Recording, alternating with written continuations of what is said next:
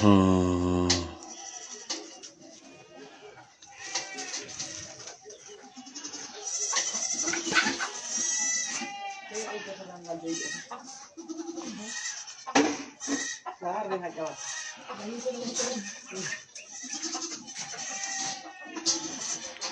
ci ongene.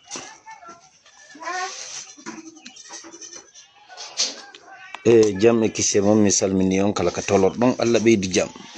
Tanjini ido wawi windude, do wawi jangude.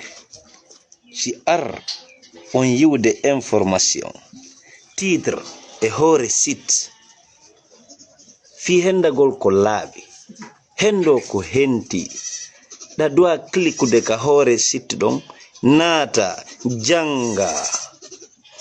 Si ara non yiltoda komanta kono no hulbini e puis miɗo yide hayɓe kaptirude no hulbini ministre de la sécurité wowlirani ƴawrini joldini hakkille men ɗen no faaɗi parce que ɗe mari raisonnement ji hulɓiniɗi e hino titre on ko on tumɓe woni jangude ɓe naata e commentaire ji. Le ministre Bachir Diallo met en avant la notion de légitime défense. Ko hombo landi légitime défense do hewtiti men. Ko hombo taw yamiri légitime défense hewtiti tagudo en. Si tawi ari ha ministre men bangini hunde ko duwa ko ya naatu don taw janga faama ko honto yewtere nde fuddi ko honto nde haadi si heba hakkil ara holla non commentaire ma jonna avis ma e point de vue ma kono une heure de temps bi 218 commentaire wobbe kadi captiri dum no bugo e page ji mudum e dumaji mum wigo ko danger sifa yarini ministre tigi wowliri ni on janga e faamu en janga e do ande ko no woli e si tawi yaada e gonga kere min miɗo wawi wonde policijo goɗɗo fewtina en finkare hara miɗo mari pawa dartagol mo résista yotto mi acca iɗon jaɓi ɗum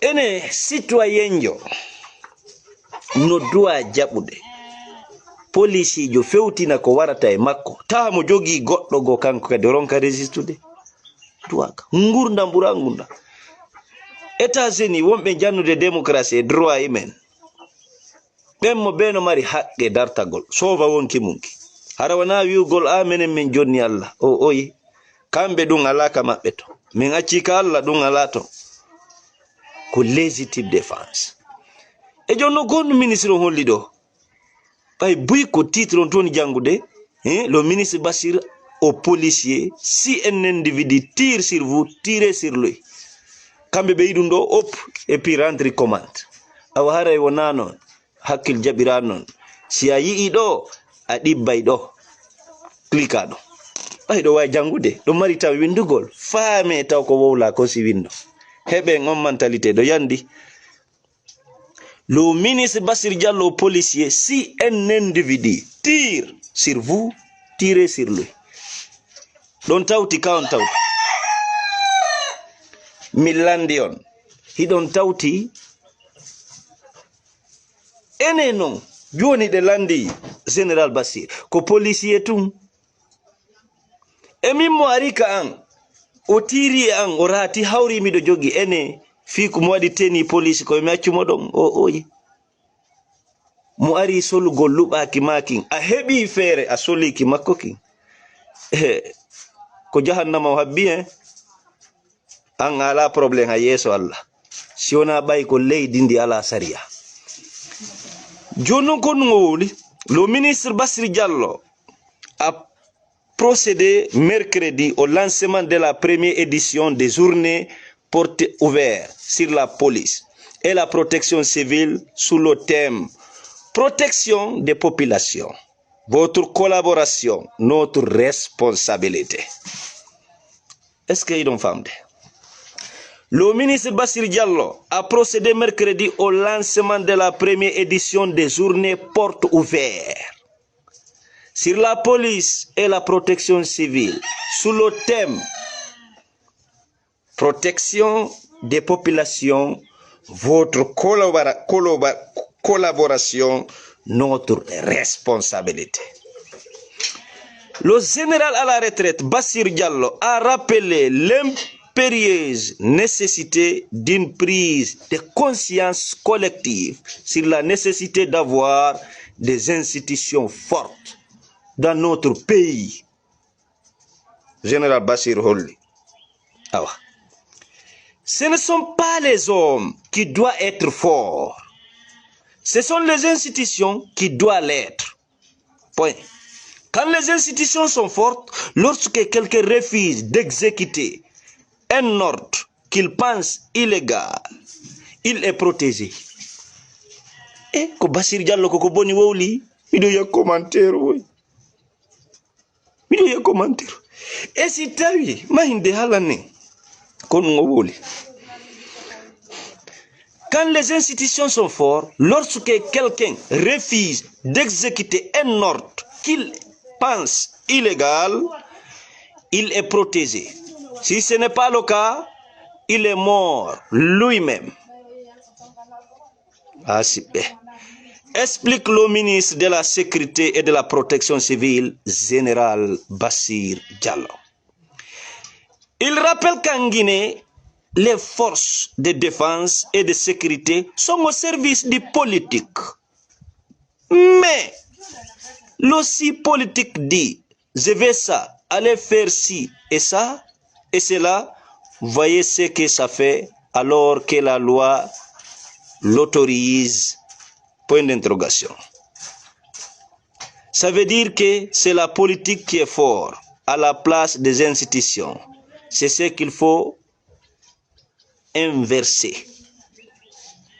Le ministre Bassir Diallo, que lors du dernier maintien de l'ordre, les blessés étaient parmi les policiers. Il y a ce qu'on appelle légitime défense. Si un manifestant ouvre de façon délibérée le fait sur un policier, ce dernier est dans la légitime défense. Mais cette légitime défense doit se justifier.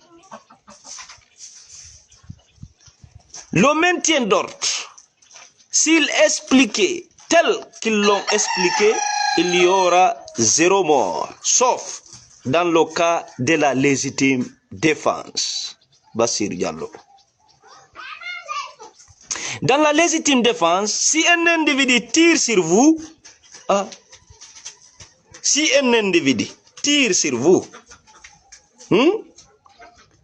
vous tirez sur lui de façon, s'il tire sur vous, à ne pas vous tuer, vous tirez sur lui de façon à ne pas le tuer. So vision kakoy de ofelion vise mo kakoy de fello. Wona yo fello kakoy de fello mo ka hore. Dum no boni ko wowli kon avec vos commentaires yolo mayalama. Là aussi, il y a beaucoup de choses, précise-t-il.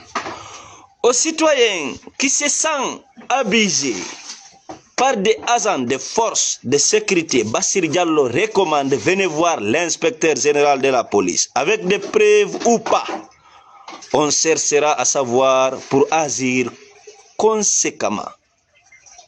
Salut à la Muhammad. Kondo général Wol. Noboni. Et commentaire du monde, il faut que goto pet 200 et quelques minutes commentaire normal. Oui, na teta jangon si ya aron e yodagol. Hare ko dum metorium ba Allah wadi do wawi ndude. Do way commentaire da wa jange taw yandi.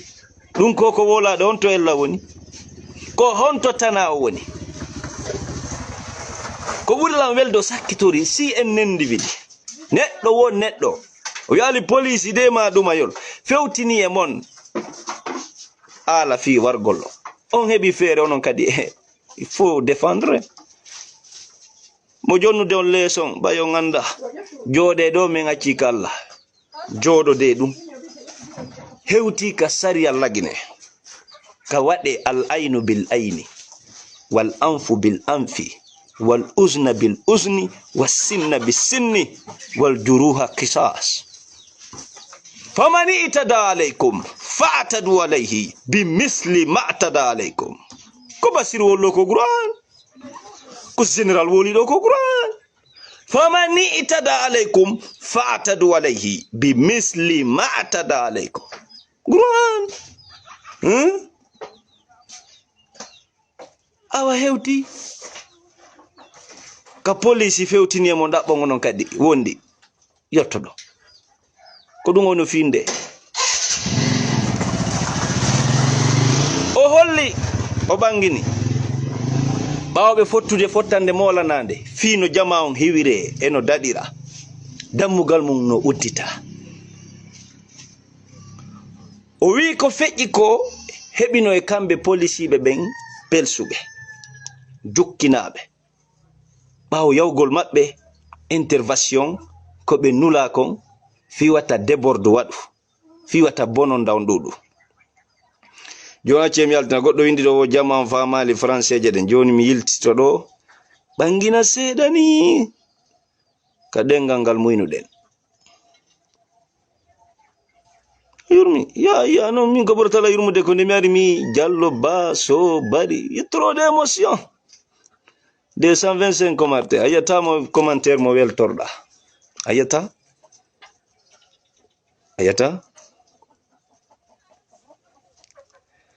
général Bassir ko yahuɓe retraite no andirɗon noon il était général ɓe yehi ka retraite ɓe nooma ministre de la sécurité et de la protection civile ministre hiwowo yimɓe ɓe e jawle maɓɓe ɗe e wonkiji ɗi no daɗira o andintini e nde ɗo fottande maɓɓe molanade wondude e haqqille yanko conscient collectif jogodirgol hakkillaji molanaɗi e ko hunde hittunde fi heɓugol ko wiyete konsariyaji mawɗi ka leydi men o wi wona yimɓe ɓen duwa heɓude doole ko sariyaji ɗi institution ji ɗi cour suprême o justice o législative o ko ɗi institution ji duwa jogade doole wona en individu comme moi tami taƴay tummi wallina e hoore 12 millions wonki